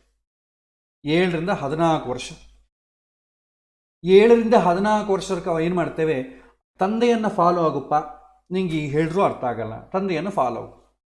14 ವಯಸ್ಸಿನ ನಂತರ ಯಾಕೆ ಮಾಡ್ತಾ ಇದ್ದೀವಿ ಅಂತ ತಿಳಿಸಿ ಹೇಳಬೇಕು. ಯಾಕೆಂದರೆ ಬುದ್ಧಿ ಪರಿಪೂರ್ಣ ಆಗಿರ್ತದೆ, ಪಕ್ವವಾಗಿರುತ್ತೆ. ಸೊ ನಾವು ಇದಕ್ಕೋಸ್ಕರ ಮಾಡ್ತೀವಪ್ಪ. ಮಂಗಳಾರತಿಯ ಅರ್ಥ ಏನು, ಅಭಿಷೇಕದ ಅರ್ಥ ಏನು, ಇದನ್ನೆಲ್ಲ ಮಕ್ಕಳಿಗೆ ತಿಳಿಸಿ ಹೇಳಬೇಕು. ಇಲ್ಲದ್ರೆ ಏನಾಗ್ತದೆ, ಅದು ಮೂಢ ಭಕ್ತಿ ಆಗ್ತದೆ. ಯಾಕೆಂದರೆ ಅವರು ಗೊತ್ತಿಲ್ಲದೆ ಮಾಡ್ಕೊಳ್ತಾ ಹೋಗ್ತಾರೆ. ಅದು ಎಲ್ಲಿವರೆಗೂ ಬರುತ್ತೆ ಅಂತಂದರೆ ಇವತ್ತಿಗೂ ನಮ್ಮನ್ನು ಕೇಳ್ತಾರೆ, ಆಚಾರ್ಯರು ನಿತ್ಯವೂ ದೀಪಾರಾಧನೆ ಮಾಡ್ತೇವೆ ನಮ್ಮ ಮನೆಗೆ. ಆದರೆ ಒಬ್ಬೊಬ್ಬರು ಒಂದೊಂದು ರೀತಿ ಹೇಳ್ತಿದ್ದಾರೆ ಆಚಾರ್ಯ. 1 ಬತ್ತಿ ಹಚ್ಚಬೇಕು, 2 ಬತ್ತಿ ಹಚ್ಚಬೇಕು, 3 ಬತ್ತಿ ಹಚ್ಚಬೇಕು. ಎಣ್ಣೆ ಯಾವುದು ಶ್ರೇಷ್ಠ? ತುಪ್ಪದಿಂದ ಹಚ್ಚಬೇಕು, ಮಾಮೂಲು ಗಾಣದ ಎಣ್ಣೆಯಿಂದ ಬಡಿಸ್ಬೇಕು? ಈಗೆಲ್ಲ ಕೂಡ ಕಲ್ತಿ ಎಣ್ಣೆಗಳು ಬರ್ತಾ ಇದೆ ಆಚಾರ್ಯ, ಅದರಿಂದ ಏನಾದರೂ ದೀಪ ಹಚ್ಚಿದ್ರೆ ನನಗೇನಾದರೂ ಕೆಡುಕಾಗ್ತದ? ಈ ಥರ ಪ್ರಶ್ನೆಗಳು ಹೊರಡ್ತದೆ. ಎಷ್ಟು ದೀಪ ಹಚ್ಚಬೇಕು? 1 ಹಚ್ಚಬೇಕು, 2 ಹಚ್ಚಬೇಕು, 3 ಹಚ್ಚಬೇಕು? ದೀಪ ಮನಸ್ಸಿನೆಲ್ಲ ಹಚ್ಚಬೇಕು ಅಂತಂಬ ವಿಷಯ ಮರೆತು ಹೋಗುತ್ತೆ. ಯಾಕಂದರೆ ಗೊತ್ತಿಲ್ಲ, ಯಾರು ಹೇಳ್ಕೊಟ್ಟಿಲ್ಲ. ನೈವೇದ್ಯ ಯಾಕೆ ಮಾಡಬೇಕು ಗೊತ್ತಿಲ್ಲ. ಚಿಕ್ಕಂದಾಗ ತಂದೆ ತಾಯಿಗಳೆಲ್ಲ ಮಾಡ್ತಿದ್ದಾರೆ, ನಾವು ಇವತ್ತಿಗೂ ಅದನ್ನು ತಿಳ್ಕೊಳ್ಳೋದು ಅದೇ ಕಂಟಿನ್ಯೂ ಆಗ್ತಾ ಇದೆ. ಇದು ಮೂಢಭಕ್ತಿ. ಮೂಢಭಕ್ತಿ ಏನಾಗುತ್ತೆ, ಮೆಕ್ಯಾನಿಕಲ್ ಆಗಿಬಿಡ್ತದೆ. ಅದರಲ್ಲಿ ದೊಡ್ಡ ಪ್ರಮಾದ ಏನಂತಂದರೆ ಒಬ್ಬರನ್ನೊಬ್ರು ಗೊಂದಲ. ಅವ್ರು ಹೇಳಿದ್ದು ಕರೆಕ್ಟಾ, ಇವ್ರು ಹೇಳಿದ್ದು ಕರೆಕ್ಟಾ, ಯಾರು ಶ್ರೇಷ್ಠ, ಯಾರನ್ನ ಜಡ್ಜ್ ಮಾಡಬೇಕು, ಇದೆಲ್ಲ ದೊಡ್ಡ ಪರಿವಾರ ಆಗಿಬಿಡ್ತದೆ. ಸೊ ಆ ರೀತಿ ಇರೋದಿಲ್ಲ. ಅದಕ್ಕೆ ಭಕ್ತಿಯ ಹಿಂದೆ ಜ್ಞಾನ ಇರಬೇಕು. ಜ್ಞಾನಪೂರ್ವಕವಾದಂಥ ಭಕ್ತಿ ಮಾಡುವವನೇ ನೇರವಾಗಿ ಭಗವಂತನನ್ನು ಹೋಗಿ ಸೇರ್ತಾನೆ ಅಂತ ಇಲ್ಲಿ ಹೇಳ್ತಾನೆ. ಅದೇ ಶ್ರೇಷ್ಠವಾದಂಥ ಭಕ್ತಿ. ಕೇವಲ ಭಕ್ತಿ ಇಲ್ಲದೆ, ಜ್ಞಾನ ಇಲ್ಲದೆ ಆ ಭಕ್ತಿ ಮಾಡಿದ್ರೆ ಏನಾಗುತ್ತೆ ಅಂತಂದರೆ ಕೇವಲ ಒಂದು ರಿಚುವಲ್ ಆಗ್ತದೆ, ಯಾಂತ್ರಿಕವಾಗಿ ಮಾಡುವಂಥ ಒಂದು ಕಾರ್ಯ ಅಷ್ಟೆ. ಬಟ್ ಹಿಂದೆ ಏನೂ ಗೊತ್ತಿಲ್ಲ. ಎಷ್ಟೋ ಜನ ಪಾಪ ಶ್ರಾದ್ದಾದಿಗಳನ್ನ ಮಾಡ್ತಾರೆ. ನಾವು ಶ್ರಾದ್ದ ಮಾಡೋದು, ಪಿಂಡ ಇಡೋದು ಹೋದವನಿಗೆ ಅಂತ ಅಂದ್ಕೊಂಡಿರ್ತಾರೆ. ತಂದೆ ಹೋಗಿರ್ತಾರೆ, ಪಾಪ ತಾತ ಹೋಗಿರ್ತಾರೆ, ದೊಡ್ಡಪ್ಪ ಚಿಕ್ಕಪ್ಪ ಯಾರೋ ಹೋಗಿರ್ತಾರೆ, ಅವ್ರಿಗೆ ಇಡ್ತಾ ಇರ್ತಾರೆ. ನಾವು ಪಿಂಡ ಇಡೋದು ಅವ್ರಿಗೆ ಅಂತ ಅಂದ್ಕೊಂಡಿರ್ತಾರೆ. ಪಾಪ ಗೊತ್ತಿಲ್ಲ, ಅದು ಹೇಳಿಕೊಟ್ಟಿರಲ್ಲ. ಇದು ಪಿತೃದೇವತೆಗಳಿಗೆ ಅಂತ ಗೊತ್ತಿಲ್ಲ. ಇವರೇ ಅನ್ಕೋತಾರೆ ಇವು ನಮಗೆ ಹೋದವರೇ ಪಿತೃದೇವತೆಗಳು ಅಂತ ಅಂದ್ಕೊಂಡ್ಬಿಟ್ಟಿರ್ತಾರೆ ಪಾಪ. ಬಟ್ ಅವ್ರ ತಪ್ಪಿಲ್ಲ, ಹೇಳಿಕೊಡೋವಂಥ ಸ್ಥಿತಿ ನಮ್ಮ ವಾಂಗ್ಮಯ ನಮ್ಮ ದೇಶದಲ್ಲಿ ಇಲ್ಲ ಅಂತ ಅದು ಹೋಗಿದೆ. ಸೊ ಹಿಂದೆ 14 ವರ್ಷದ ನಂತರ ಗುರುಕುಲದಲ್ಲಿ ಗುರುಗಳು ಹೇಳ್ಕೊಡ್ತಿದ್ರು, ಇದು ಯಾಕೆ ಮಾಡಬೇಕು, ದೀಪವನ್ನು ಯಾಕೆ ಹಚ್ತೇವೆ, ರಂಗೋಲಿಯನ್ನು ಯಾಕೆ ಹಾಕ್ತೇವೆ, ಅಭಿಷೇಕದ ಅರ್ಥ ಏನು, ಒಂದು ಹೂವನ್ನು ಭಗವಂತನಿಗೆ ಸಮರ್ಪಣೆ ಮಾಡೋದ್ರೆ ಅರ್ಥ ಏನು, ಯಾವುದಕ್ಕಾಗಿ ಒಂದು ಹೂವನ್ನು ಸಮರ್ಪಣೆ ಮಾಡ್ತೇವೆ. ಆ ಹೂವಿನ ಜೊತೆ ನಮ್ಮ ಮನಸ್ಸು ಭಗವಂತನಿಗೆ ಹೋಗ್ಬೇಕಪ್ಪ, ಮುಟ್ಟಬೇಕು ಭಗವಂತನನ್ನು. ಅದಕ್ಕೆ ಹೇಳ್ತಾರಲ್ಲ, ಪತ್ರಂ ಪುಷ್ಪಂ ಫಲಂ ತೋಯಂ ಅಂತ ಹೇಳಿದ್ದಾರೆ. ಅದೇ ನೀವು ನೋಡಿ, ಒಂದು ಆಶ್ಚರ್ಯಕರವಾದ ವಿಷಯ ಅಂತಂದರೆ ನಾವು ಇದನ್ನು ಫಾಲೋ ಆಗೋದೇ ಇಲ್ಲ. ಪತ್ರಂ, ಈ ಪತ್ರಂ ಪುಷ್ಪಂ ಫಲಂ ತೋಯಂ ಎಲ್ಲ ಕೂಡ ಸಂಸ್ಕೃತದಲ್ಲಿ ಏಕವಚನ. ಪತ್ರಂ ಬಹುವಚನ ಏನು? ಪತ್ರಂ ಅಂದರೆ ಪತ್ರಾಣಿ, ಫಲಂ ಫಲಾನಿ, ಪುಷ್ಪಂ ಪುಷ್ಪಾಣಿ, ತೋಯಂ ತೋಯಾನಿ, ಎಲ್ಲ ಕೂಡ ನಪುಂಸಕಲಿಂಗ ಶಬ್ದಗಳು. ಭಗವಂತ ಎಲ್ಲಿ ಕೂಡ ಬಹುವಚನ ಹಾಕಿಲ್ಲ. ಆದರೆ ನಮಗೆ ಭಕ್ತಿ ನಿಜವಾಗಿ ಏನು ಅದರ ಹಿಂದೆ ಜ್ಞಾನ ಇಲ್ಲದೇ ಇದ್ದರೆ ಏನಾಗುತ್ತೆ, ಅದು ಮೂಢಭಕ್ತಿಯಾಗಿ ಜಾಸ್ತಿ ಆಗುತ್ತೆ. ಪತ್ರಂ ಅಂತ ಅಂದ್ಕೊಳ್ಳಿ, ಮಾಮೂಲಾಗಿ ವಿನಾಯಕ ಚತುರ್ಥಿ, ಗಣೇಶ ಚತುರ್ಥಿ ಪತ್ರ ತಂದು ಹಾಕ್ತೇವೆ. ನಮಗೆ ಯಾವ ಪತ್ರ ತಂದು ಹಾಕಬೇಕು ಅಂತ ಗೊತ್ತಿದೆ, ಆದರೆ ನಮಗೆ ಇವತ್ತಿನ ದಿನ ಅದು ಯಾವುದಂತೂ ಗೊತ್ತಿಲ್ಲ. ಮಾರ್ಕೆಟ್ಲಿ ಏನು ಮಾರ್ತಾ ಇರ್ತಾರೆ ಅದನ್ನು ತೊಗೊಂಬಂದ್ಬಿಡೋದು. ಅವರು ಮಂತ್ರ ಹೇಳ್ತಾ ಇರ್ತಾರೆ, ಪತ್ರಂ ಪೂಜೆಯಾಮಿ ಸಮರ್ಪಯಾಮಿ ಅಂತ. ಅದು ದೂರ್ವಾಯುಗ್ಮ ಪತ್ರಂ ಸಮರ್ಪಯಾಮಿ, ಅದನ್ನು ಯಾರು ಹುಡ್ಕೊಂತ ಕೂರ್ತಾರೆ, ಕೈ ಬಂದದ್ದು ಹಾಕ್ತಾ ಇರ್ತಾರೆ. ಸೊ ನಾವು ಹಾಕಿದ್ದೀವ ಇಲ್ಲ ಅದು ಮುಖ್ಯ. ಆಮೇಲೆ ಫಲಾನಿ, ಫಲಾನಿ ಅಂತ ನೀನು ಫಲಂ ಒಂದು ಹಣ್ಣನ್ನು ಸಮರ್ಪಣೆ ಮಾಡಪ್ಪ ಸಾಕು, ನಾನೇ ಸೃಷ್ಟಿ ಮಾಡಿದೆ, ನೀವು ನನಗೆ ಎಲ್ಲ ಟಿಪ್ ಕೊಡಬೇಕಾದ್ರೆ. ನಮಗೆ ಈ ನಮ್ಮ ದೇಶದಲ್ಲೆಲ್ಲ ಪ್ರಪಂಚದಲ್ಲಿ ಎಲ್ಲೆಲ್ಲಿ ಹಣ್ಣುಗಳಿರ್ತೀವಿ ಅದನ್ನೆಲ್ಲ ತಗೊಂಬಂದು ಸಮರ್ಪಣೆ ಮಾಡ್ತೇವೆ. ಹೂವು ಅಷ್ಟೇ, ಎಲ್ಲೆಲ್ಲಿ ಯಾವ ಯಾವ ದೇಶದಲ್ಲಿ ಏನೇನು ಹೂ ಬರುತ್ತೆ ಎಲ್ಲ ತಗೊಂಬಂದು ಕಿತ್ಕೊಂಬಂದು ಸಮರ್ಪಣೆ ಮಾಡ್ತೇವೆ. ಅದು ಭಗವಂತ ಕೂಡ ಇಷ್ಟಪಡುವುದಿಲ್ಲ. ಹಾಗಾಗಿ ಇಲ್ಲಿ ಹಿಂದೆ ಭಕ್ತಿ ಬೇಕು. ಪುಷ್ಪವನ್ನು ಸಮರ್ಪಣೆ ಮಾಡ್ತಾ ಇದ್ದೇವೆ ಅಂತಂದರೆ ಅದರ ಹಿಂದೆ ನಮ್ಮ ಮನಸ್ಸು ಕೂಡ ಭಗವಂತನನ್ನು ಮುಟ್ಟುವಂಥ ಒಂದು ಕಾರ್ಯ ಆಗಬೇಕು.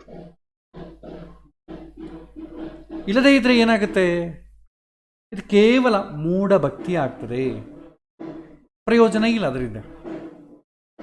ಸೊ ಹಾಗಾಗಿ ಯಾವ ಭಕ್ತಿಯ ಹಿಂದೆ ಜ್ಞಾನ ಇರಬೇಕು, ಇಲ್ಲ ಅದೇ ಶ್ರೇಷ್ಠವಾದ ಭಕ್ತಿ ಅಂತ ಇಲ್ಲಿ ಹೇಳ್ತಾರೆ.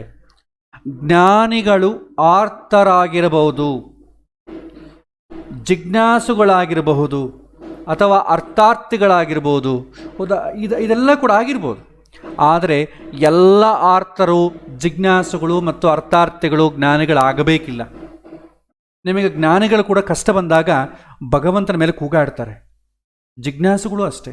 ದ್ರೌಪದಿ ಮಹಾಜ್ಞಾನಿ, ಆದರೂ ಕೂಡ ಕಷ್ಟ ಬಂದಾಗ ಭಗವಂತನನ್ನು ಆರ್ತನಾದದಿಂದ ಕೂಗಿ ಒಲಿಸಿಕೊಳ್ತಾಳೆ. ಆಗ್ಬೋದು. ಆದರೆ ಎಲ್ಲ ಆರ್ತರು ಕೂಡ ಜಿಜ್ಞಾಸುಗಳಾಗೋದಿಲ್ಲ. ಜಿಜ್ಞಾಸುಗಳು ಆರ್ತರಾಗಬಹುದು, ಜ್ಞಾನಿಗಳ ಆರ್ತರಾಗಬಹುದು. ಭಗವಂತನ ಮೇಲೆ ಸಿಟ್ಟು ಬಂದ್ಬಿಡ್ತಾರೆ ಒಂದ್ಸಲ ಅವರಿಗೆ. ಆದರೆ ಎಲ್ಲ ಆರ್ತಿಗಳು ಕೂಡ ಜಿಜ್ಞಾಸುಗಳಾಗೋದಿಲ್ಲ. ಸೊ ಹಾಗಾಗಿ ಜ್ಞಾನಿಗೆ ಸದೃಶ ಎಲ್ಲ ಜಿಜ್ಞಾಸುಗಳು ಅರ್ಥಾರ್ಥಿಗಳಾಗೋದಿಲ್ಲ. ಜ್ಞಾನಿಗೆ ಸದೃಶವಾದಂಥ ಭಕ್ತಿ ಇನ್ನೊಂದಿಲ್ಲ. ಜ್ಞಾನಿಯ ಮನಸ್ಸು ಸದಾ ಭಗವಂತನಲ್ಲೇ ಇರ್ತದೆ. ಭಕ್ತಿಯ ಮಾರ್ಗದಲ್ಲಿ ಸಾಗುವಂಥ ಎಲ್ಲರೂ ಕೂಡ, ದೊಡ್ಡವರಾದರೂ ಕೂಡ, ಜ್ಞಾನಿ ಮಾತ್ರ ಭಗವಂತನಿಗೆ ಅತಿ ಆತ್ಮೀಯ. ಸೊ ಅದಕ್ಕೆ ಜ್ಞಾನದಿಂದ ಆದಂಥ ಭಕ್ತಿಯೇ ಶ್ರೇಷ್ಠ. ಯಾಕೆಂದರೆ ಅಂಥವರನ್ನೇ ಭಗವಂತ ಇಷ್ಟಪಡ್ತಾನೆ. ನಾವು ಭಗವಂತನನ್ನು ಇಷ್ಟಪಡ್ಬೋದು, ಆದರೆ ಭಗವಂತ ಇಷ್ಟಪಡಬೇಕಲ್ವೋ? ಸೊ ಪ್ರವಚನದಲ್ಲಿ ಯಾರೋ ಒಬ್ಬರು ಆಚಾರ್ಯ ಹೇಳ್ತಾರೆ, ತುಂಬ ಸುಂದರವಾದ ಮಾತು. ಹಾದಿಯಲ್ಲಿ ಹೋಗ್ತಾ ಒಂದು ತಾಯಿ ಒಬ್ಬ ಮಗುವನ್ನು ಇಟ್ಕೊಂಡು ಕರ್ಕೊಂಡು ಹೋಗ್ತಾ ಇರ್ತಾಳೆ ಒಂದು ಸಂತೆಯಲ್ಲಿ. ಆದರೆ ತಾಯಿ ಮಗುವನ್ನು ಹಿಡ್ಕೊಂಡಿರ್ತಾಳೆಯೋ, ಮಗು ತಾಯಿನ ಹಿಡ್ಕೊಂಡಿರ್ತಾಳೆಯೋ? ತಾಯಿಯೇ ಮಗುವನ್ನು ಹಿಡ್ಕೊಳ್ತಾಳೆ, ಯಾಕಂದ್ರೆ ಇವನ್ನೆಲ್ಲ ಹೋಗ್ತಾನೆ ಅಂತ ಹೇಳಿ. ಹಾಗೆ ಭಗವಂತ ನಮ್ಮ ಕೈಯನ್ನು ಹಿಡ್ಕೊಳ್ಳೋ ಥರ ನಾವು ಮಾಡಬೇಕು. ನಾವು ಭಗವಂತನ ಕೈ ಹಿಡ್ಕೊಂಡ್ರೆ ಪ್ರಯೋಜನ ಇಲ್ಲ. ಭಗವಂತನೇ ನಮ್ಮ ಕೈಯನ್ನು ಹಿಡ್ಕೋಬೇಕು. ಅಂದರೆ ಏನು ಮಾಡಬೇಕು? ಜ್ಞಾನಪೂರ್ವಕವಾದ ಭಕ್ತಿಯೇ ಶ್ರೇಷ್ಠ. ಇದಕ್ಕೆ ಜಾಸ್ತಿ ಖರ್ಚಾಗುವುದಿಲ್ಲ. ಮೋಡ ಭಕ್ತಿ ಆದ್ರೇ ಖರ್ಚು ಜಾಸ್ತಿ ಆಗ್ತದೆ. ಜ್ಞಾನ ಸಹಿತವಾದಂಥ ಭಕ್ತಿಗೆ ನಿಮಗೆ ಎಳ್ಳಷ್ಟು ಖರ್ಚೂ ಇಲ್ಲ. ಅದಕ್ಕೆ ಉದಾಹರಣೆ ನಮ್ಮ ಋಷಿಮುನಿಗಳ ವಾಂಗ್ಮಯ ನೋಡ್ಬೋದು, ಜೀವನ ಶೈಲಿ ನೋಡ್ಬೋದು. ಏನೂ ಖರ್ಚು ಇಲ್ಲ. ದ್ರೋಣಾಚಾರ್ಯರು ಮಹಾಜ್ಞಾನಿಗಳು, ಶಿಲೋಂಚ ವೃತ್ತಿಯಲ್ಲಿ ಜೀವನ ಮಾಡಿದವರು, ಯಾರಿಗೂ ತೊಂದರೆ ಕೊಡಬಾರದು ಅಂತ ಹೇಳಿ. ಹಾಗಾಗಿ ಜ್ಞಾನಪೂರ್ವಕವಾದ ಭಕ್ತಿಯೇ ಇಲ್ಲಿ ತುಂಬ ಶ್ರೇಷ್ಠ ಅಂತಂಬುದು ಹೇಳ್ತಾರೆ. ಮೇಲೆ ತಿಳಿದಂತೆ ಜ್ಞಾನಿ ಅರ್ಥಾರ್ಥಿಯಾಗಿರಬಹುದು. ಈ ವಿಚಾರದಲ್ಲಿ ಸ್ವಲ್ಪ ಗೊಂದಲ ಆಗ್ತದೆ. ಈ ಪ್ರಹ್ಲಾದನ ಜೀವನ ನೋಡಿ, ಈ ಘಟನೆ ನೋಡಿದ್ರೆ ಪ್ರಹ್ಲಾದನ ಜೀವನದಲ್ಲಿ ಈ ವಿಚಾರದಲ್ಲಿ ನಮಗೆ ಅರ್ಥವಾಗ್ತದೆ. ಪ್ರಹ್ಲಾದನ ಕತೆ ನಮ್ಮೆಲ್ಲರಿಗೂ ತಿಳಿದಿದೆ. ಆತ ಮಹಾಜ್ಞಾನಿ. ಇಂತಹ ಪ್ರಹ್ಲಾದ ತನ್ನ ತಂದೆ ಹಿರಣ್ಯಾಕ್ಷನನ್ನು ಕೊಂದಂಥ ನರಸಿಂಹ ರೂಪಿಯಾದಂಥ ಭಗವಂತನಲ್ಲಿ ಒಂದು ಪ್ರಾರ್ಥನೆ ಮಾಡ್ತಾರೆ.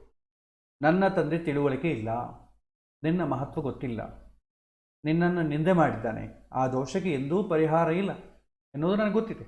ಆದರೂ ಅಜ್ಞಾನದಿಂದ ಆತ ಮಾಡಿದಂಥ ತಪ್ಪನ್ನು ಕ್ಷಮಿಸು ಅಂತ ಕೇಳ್ತಾನೆ. ಇಲ್ಲಿ ಯಾವುದೇ ಸ್ವಾರ್ಥ ನಮಗೆ ಕಾಣೋದಿಲ್ಲ. ಆದ್ದರಿಂದ ಇದು ಜ್ಞಾನಿ ಅರ್ಥಾರ್ಥಿ ಹೇಗಾಗ್ತಾನೆ ಅಂತ ಬಯಸಿದ್ದೇನು? ತಂದೆಯನ್ನು ಕ್ಷಮಿಸಿಬಿಡು.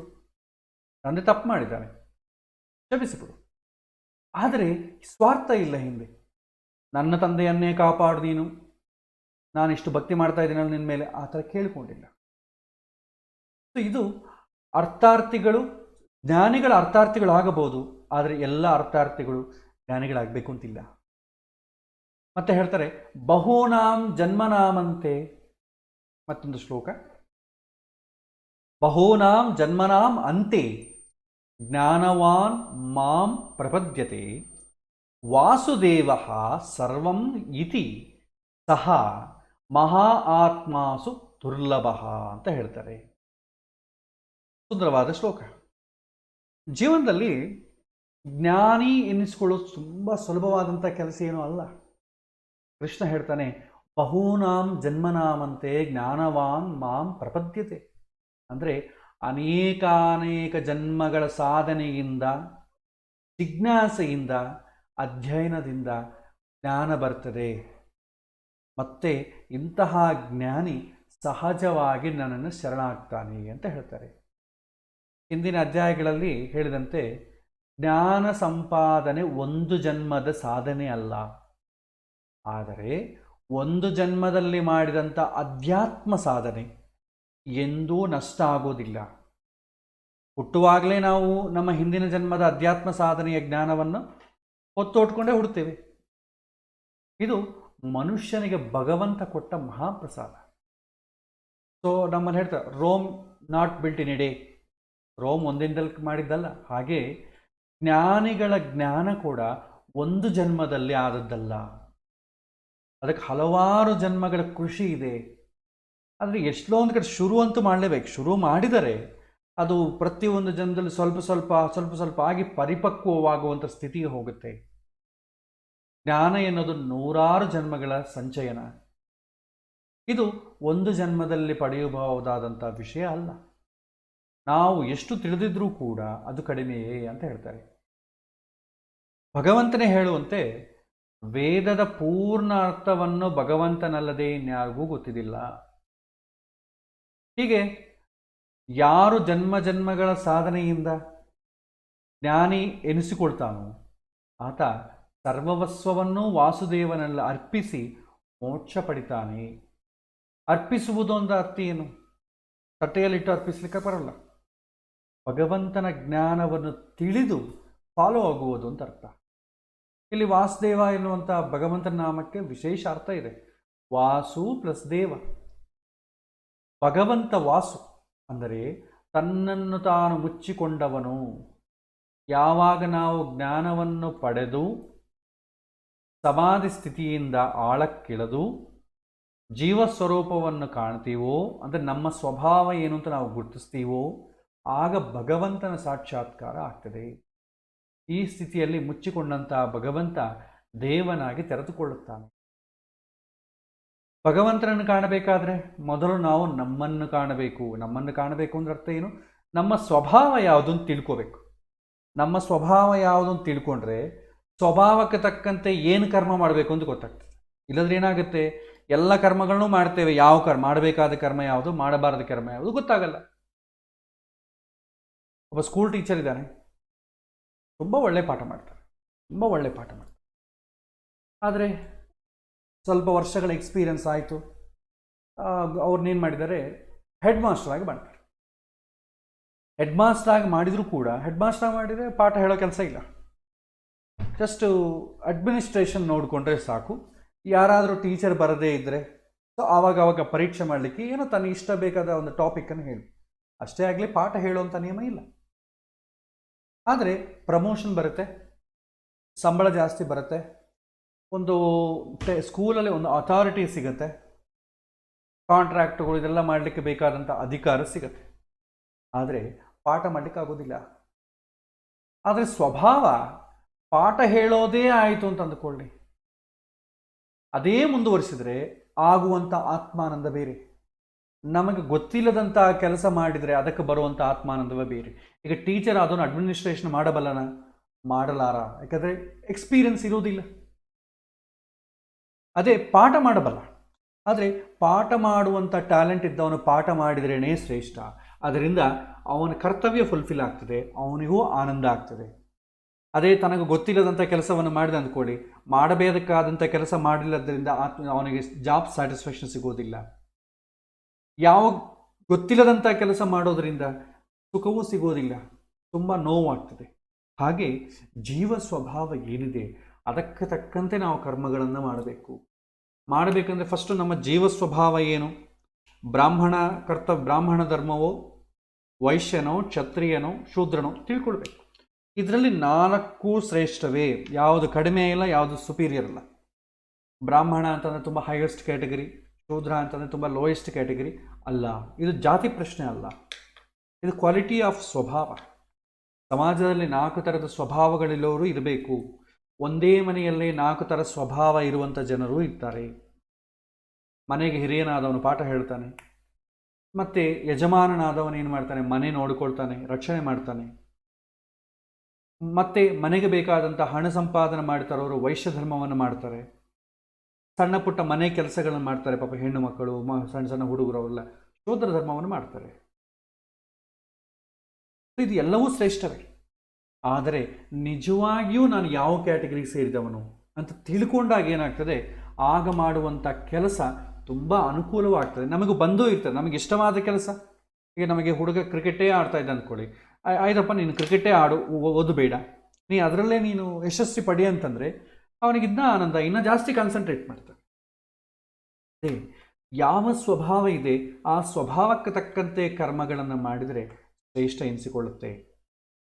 ಅದು ತುಂಬ ಸುಲಭ ಅಂತ ಹೇಳ್ತಾರೆ. ಸೊ ಹೀಗೆ ಭಗವಂತನನ್ನು ಸಾಕ್ಷಾತ್ಕಾರ ಮಾಡಿಕೊಳ್ಳಬಹುದು. ಮೊದಲು ನಮ್ಮ ಸ್ವಭಾವವನ್ನು ತಿಳ್ಕೊಳ್ಬೇಕು.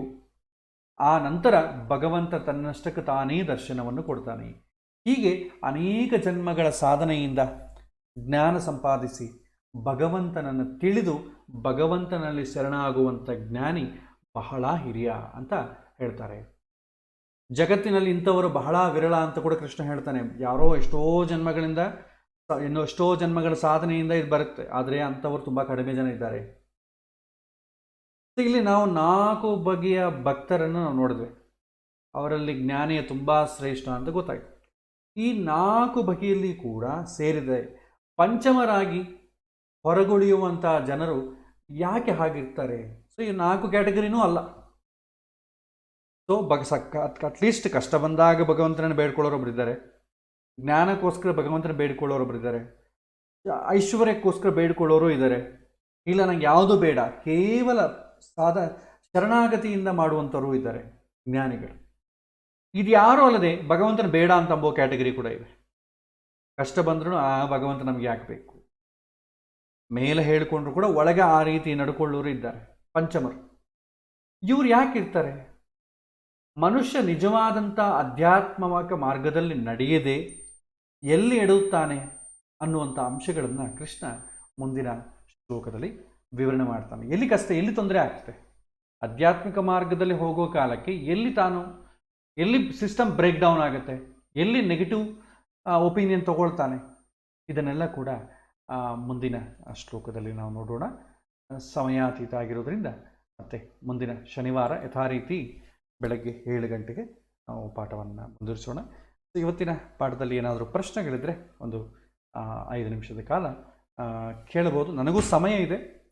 ಸೊ ಸಮಯ ಯಾರ್ಯಾರಿಗಿದೆಯೋ ಅವರು ಏನಾದರೂ ಪ್ರಶ್ನೆಗಳು ಕೇಳಿದ್ರೆ ನನಗೆ ಗೊತ್ತಿದ್ದನ್ನು ನಾನು ನಿಮಗೆ ಹಂಚಿಕೊಳ್ತೇನೆ. ಶ್ರೀಕೃಷ್ಣ ಅರ್ಪಣಮಸ್ತು.